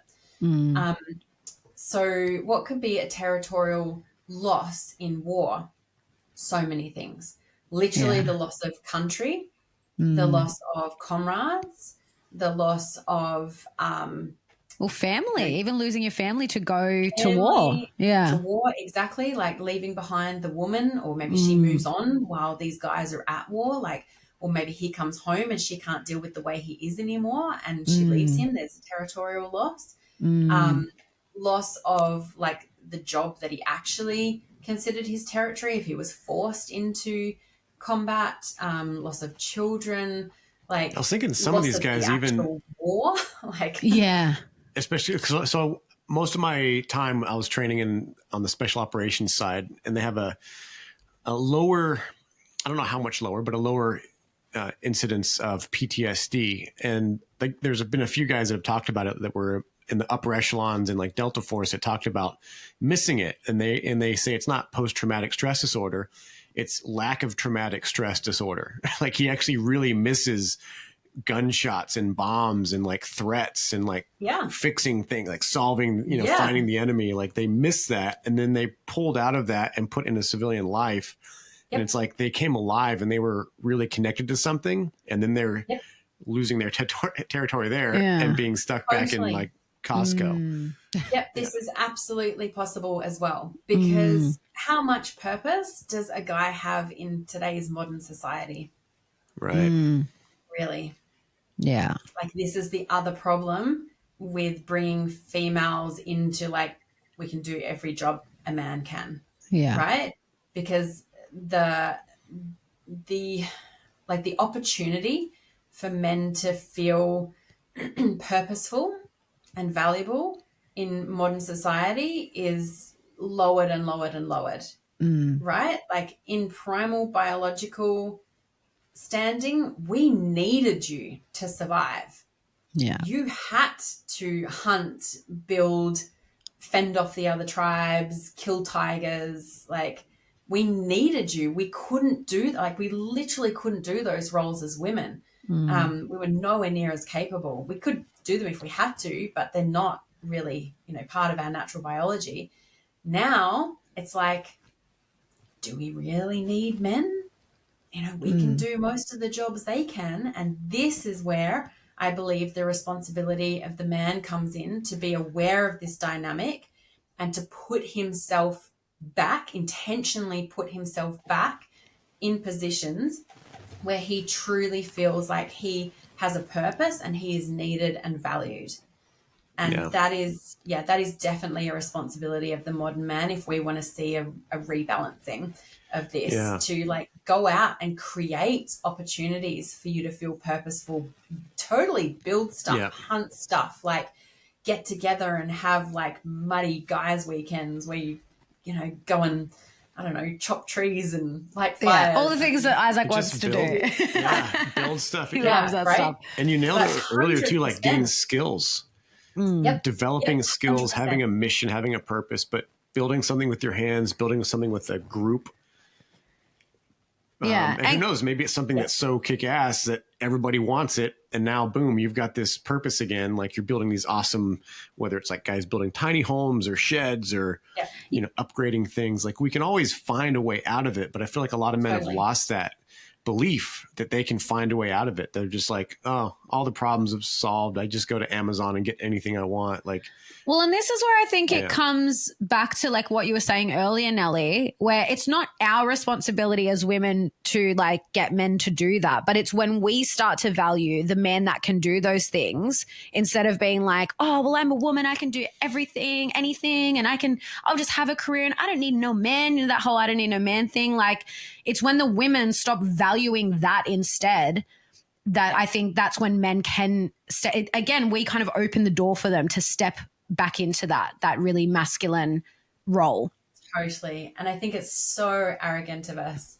Like, you think about any natural disaster, fire, flood, tornadoes, tsunamis, how many women in that case are going to be going, I don't need no man? Yeah, exactly. We're all going to be going, give me all the men right now. Yeah. Bring them here. I'll take them all. Exactly. Right? Like, well, because it's even that, like. And it's even just stepping out of that. Like, when I wasn't in relationships, if I got a flat tire or something happened at home, who did I call? My dad or my brother? Like, we need men. We 100% need men. Whether you're in a relationship with them or not is irrelevant. We need men. Correct. Yeah. And it's beautiful because the man will look after any woman. He loves all women. Yeah. He loves femininity, right? He will only like serve and really be, intimately entangled with the feminine woman that is his territory, but he loves all women. He is biologically wired to protect and provide all women. So long as they are feminine women. If they're masculine women, he's not so, you know, obliged to that. He's like, nah, you have got it. You've got it for yourself. You're my competition. Yeah. That's why I think it's so, it's just, I mean, people can do whatever they want. The same thing. Like you can have a woman on a firefighter, you know, on the lineup for the firefighter squad or whatever they call it. It's like not even the right terminology.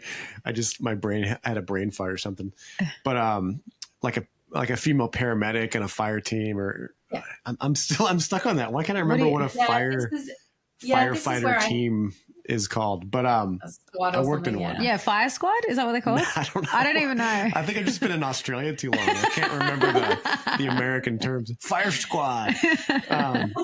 But so when I was a medic in the Army, the fire brigade. Yeah, they're a brigade. That's right. The fire team. Fire team's a military like structure, but infantry. And the fire squad just sounds like you're gonna like line them up and shoot them or something.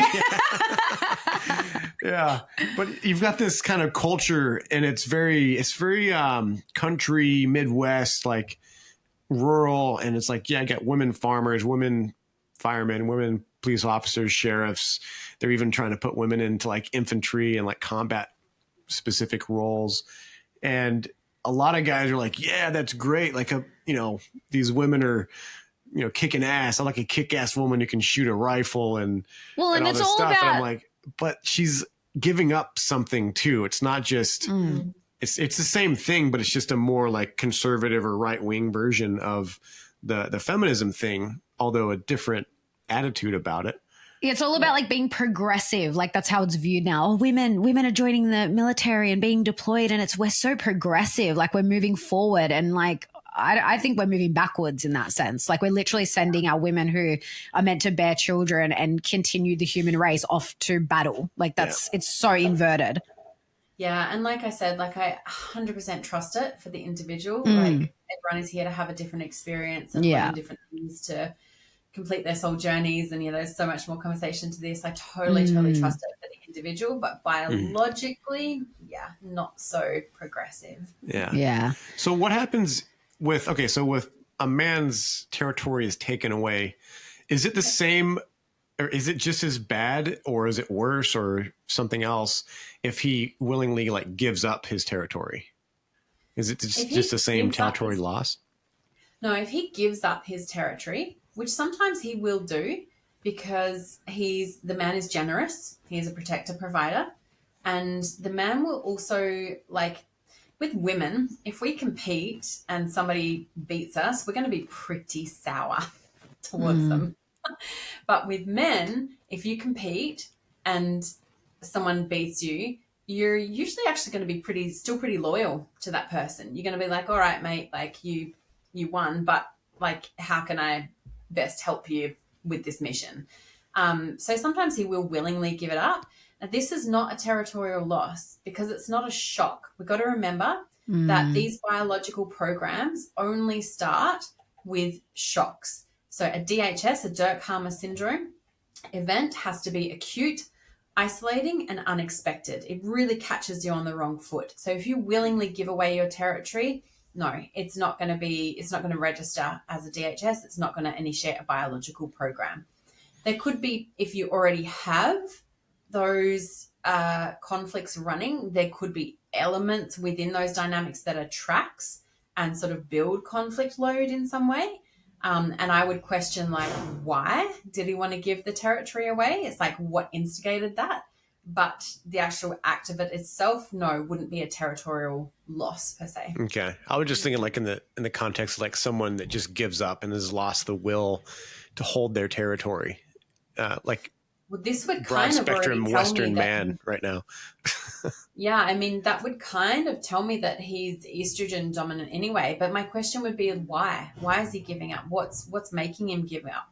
And often it's the woman that doesn't believe in him, the woman who panders to his emotions, the woman who criticizes him, the woman who criticizes his ideas. Like, it's a really vulnerable thing for a male to share his ideas with the woman.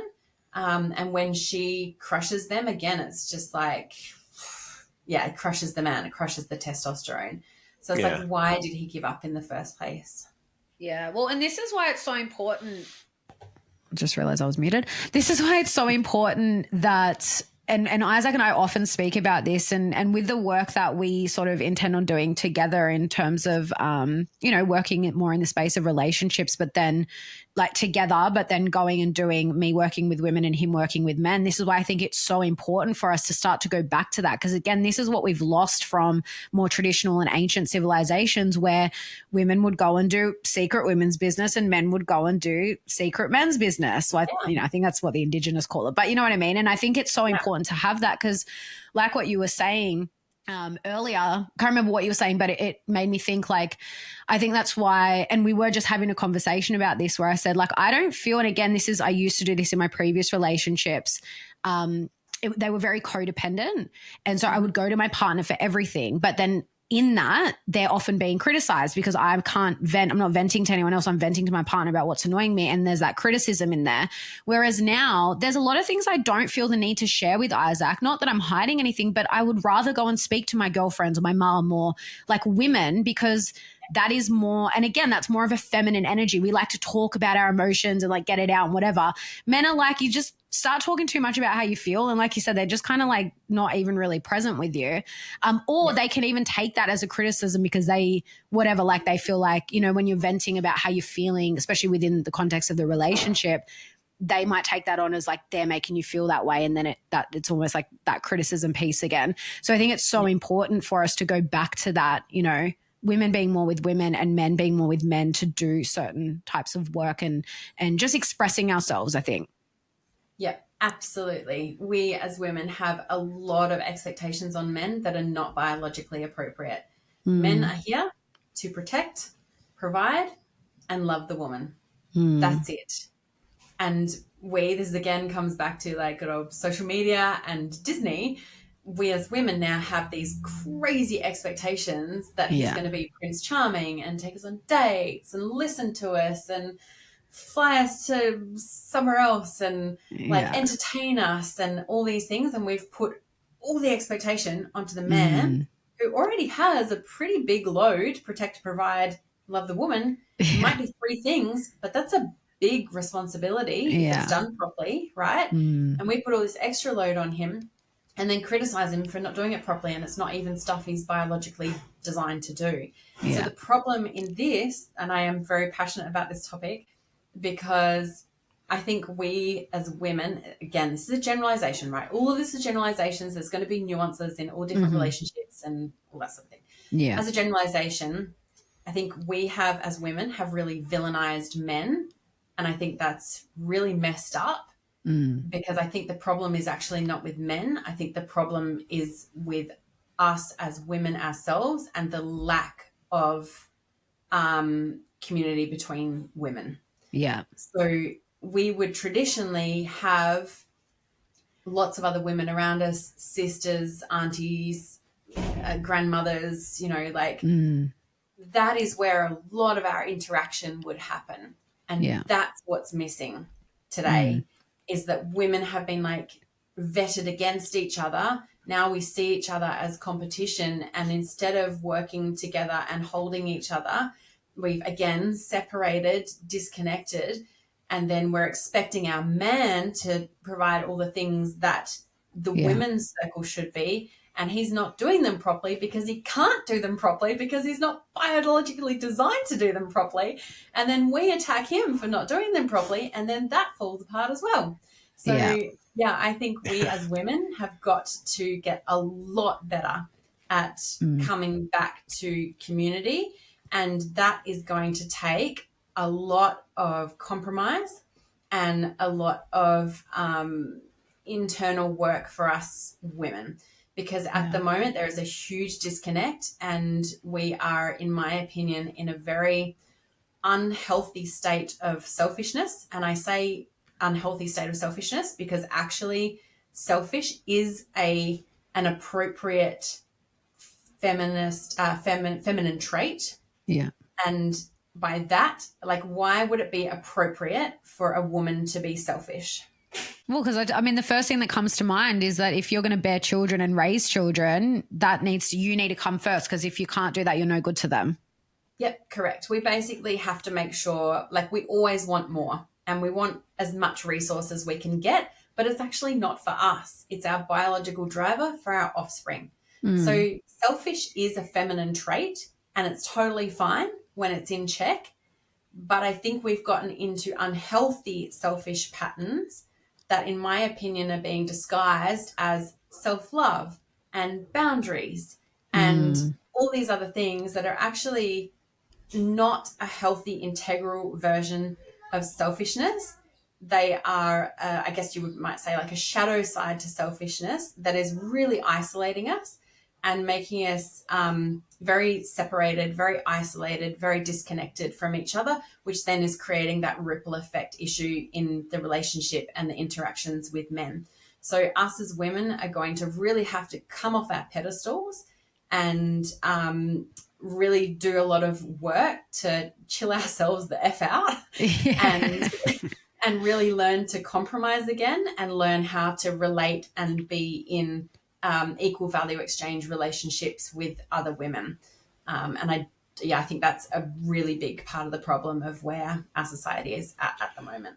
Yeah, totally agree. Yeah. Do you think that the like this competition with women, or even just tearing each other down, do you think that's a biological thing that's kind of innate and it has been hijacked? Or do you feel like it's like largely like artificial, like it's a society falling apart type symptom? Yeah, I think you used a good word there, hijacked, because from my perspective, it is biologically appropriate, like it's biological driver that we want the resources, right? We want the resources for our kids. So there is that element of selfishness and wanting to make sure that we've got the resources for our offspring. But I think hijacked is a really good word. I think that biological element has been used to an advantage of consumerism and agenda or whatever it is, because it's like that is within us, but it's been played upon and it's been hijacked, and now it's been vetted, put against each other instead of letting it be what it is naturally and biologically. Does that make sense? Yeah, totally. Yeah. And it's almost like it's the system trying to recorrect itself, because a lot of that comes up in context of women in corporations and companies where they're like, oh, we need more women CEOs. And they're like, well, part of the reason there's not as many women CEOs is because they undercut each other all the time. And they're they're very efficient at stopping them from climbing. But it's almost like you're not really meant to do that anyways. So and there's also that like a masculinized woman is going to be more competitive because that's more masculine. I think that comes into like this women tearing each other down thing. I think that's very much come like in this age that we're in, where the women are competing and they're career driven and all of these more like masculine traits. But I actually wanted to ask you too, Nellie, and I'd probably be my last question, because I know we don't have much time and I could literally talk to you about this for hours. It's just so fascinating. But just circling back around to the conflicts and in terms, and I love that you said like you really rarely come across people that like don't have these conflicts. Where would you say they can start? Because obviously, and I think I've heard, it must have been Dr. Melissa Sell talking about this in regard to, I think she was talking about girls that have experienced sexual abuse, but obviously boys can experience sexual abuse in childhood as well. And so that's just like one example that comes to mind. But how can these conflicts sort of arise like earlier in childhood? Because obviously we're talking a lot about relationships and things sort of more in adulthood, but how can they arise during childhood? Like where can they start? Yeah. So what is the male's first territory? His mum? Yep. Wow. Yeah. Yep. So issues with the mother. Who is the girl's first partner? Dad. Yep. He's her first protector provider. So just listening out for my son. He may come in again in a sec. So yeah. Woman, male's first territory, and father, female's first partner. He is her first protector provider. So a lot of our conflicts are initiated in childhood. When we talk about the sexual frustration conflict, it's actually far less about sex and abuse than you would think. And it's more about, I don't know who the father of my children's going to be. You think about sex and sexuality in the biological context. So it's like, I don't know who the father of my children's going to be. I don't know who's going to resource and provide for me. So things like rejection, it can be relatively innocent. Like a first sexual frustration can be as innocent as like a perceived rejection by the father, or a divorce, a split in the marriage, or father leaves for some reason. Even things like a sibling is born and there's a perception that the father chooses the sibling, things like that. But she really sees him as her first partner. So the sexual frustration is like, I'm torn away from the protector, provider, and I don't know who's going to resource in me anymore. There can be, it can go into the context of another common first sexual frustration is like seeing pornography, or walking in, seeing mum and dad having sex, or, there can be that more sexual element to it. It could be an abuse, but usually we would actually see different programs arise from abuse. Usually with abuse, what I see more of is actually motor conflicts, or like I couldn't get away, I couldn't run away, I couldn't move. I see more of with sexual abuse than sexual frustration. But yeah, seeing people naked, lots of things that can happen there. But a lot of these are set up in childhood for sure. And then the territorial loss for the male, issues with the mum not being available, mum, again, a sibling taking, quote unquote, taking a mum, mum leaving, anything. You think about what the territory is for a child: toys, pets, like space, room. So they can easily be set up in childhood. And then once a relay has been impacted once, it's like more sensitive to being impacted or relapsed or re-triggered. Even if the conflict gets resolved, it's still more sensitive. They have an essence now of like what that program is. That's kind of where things begin. Most people's conflicts begin in childhood. And then we kind of see like maybe some in the later years of adulthood, some in their 20s and 30s, some as adults, but they have to be pretty big things. The child is more sensitive, and the child is far more biological as well. Like the child responds to really quite primal events, whereas the adult tends to be a bit more on the emotional, figurative perspective side of things, intellectual conflicts, if that makes sense. Does that answer the question? Yeah, absolutely. Yeah, that makes so much sense. And I'm even just reflecting on some of my conflicts because, they're not like big things. I didn't experience sexual abuse or any kind of abuse as a child, but it's like, even just that, even what was the word you used, like rejection, like the feeling almost of rejection or abandonment or whatever. I can definitely see how that's then sort of played out. And then I think what you're speaking to is like, again, just what you said before about how just things resonate as truth, because when you look at like, in adulthood, your romantic relationships, generally they're going to sort of play out in the way that for women, the relationship with their dad, and for men, the relationship with their mother. Again, very generally speaking, the patterns that are already existing with the parents will generally play out in the relationship. So this 100% resonates. Yeah. We're always being given opportunities to resolve our conflicts as well. I believe in that. So. Yeah, for sure. Oh, well, thank you so much. I've loved this conversation. Yes, I've loved it. And I'm going to be sending this to so many people. It's definitely going to get the wheels are going to be turning, I think, for a lot of people listening to this. Yeah. Well, I was just going to say, appreciate you coming on and having this amazing, candid conversation. And we love the openness and sharing, some of our, the perspectives that may not be as popular these days, but need to be said. So I'm glad that there's someone like you that's willing to put your hand up and say the things. And where can people go and find out more about what you're doing? You mentioned the Freya program. What's that all about, and where can they find it?